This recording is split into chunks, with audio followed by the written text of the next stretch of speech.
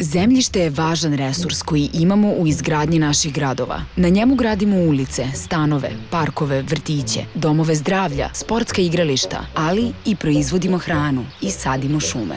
Za razliku od izgrađenog prostora koji može da neograničeno ide u visinu, zemljišne parcele su ograničen resurs i zbog toga njihova vrednost igra važnu ulogu u ekonomiji i planiranju naših gradova.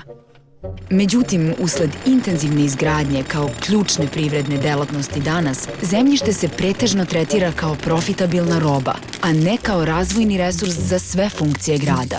Kako bi se iz zemljišta izvukla najveća moguća dobit, parcela prodata privatnom investitoru biće upotrebljena za izgradnju što većeg broja kvadrata, što rezultira gusto izgrađenim stambeno-poslovnim kompleksima koje ne prati rast kapaciteta saobraćajne i komunalne mreže, a to može samo povećati intenzitet gužvi u gradu. Ovo se dešava na nivou celog grada i dovodi do smanjenja kvaliteta života. Recimo, 2010. godine je 1/5 cele površine grada bila pod nekim zelenilom, a od tada do danas su javne zelene površine umanjene za dodatnih 20%. To je duplo manje od evropskog proseka.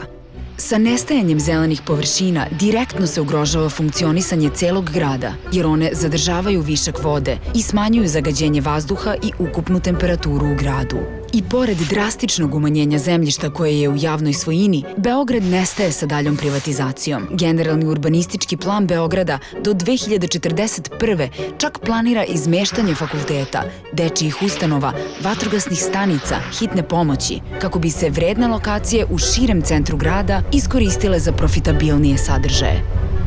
Ovakvo upravljanje javnim zemljištem će otežati ostvarenje osnovnih potreba građana, ali i pojačati efekte klimatskih promena i u bliskoj budućnosti Beograd bi mogao u potpunosti da postane neuslovan grad za svakodnevni život. Zbog svega toga je važno ko i kako upravlja zemljištem koje pripada svima nama. Potrebno je zaustaviti dalju privatizaciju zemljišta u javnoj svojini. Potrebno je u urbanističkim planovima odrediti lokacije javnih službi prema potrebama zajednica, a ne prema ekonomskoj vrednosti zemljišta.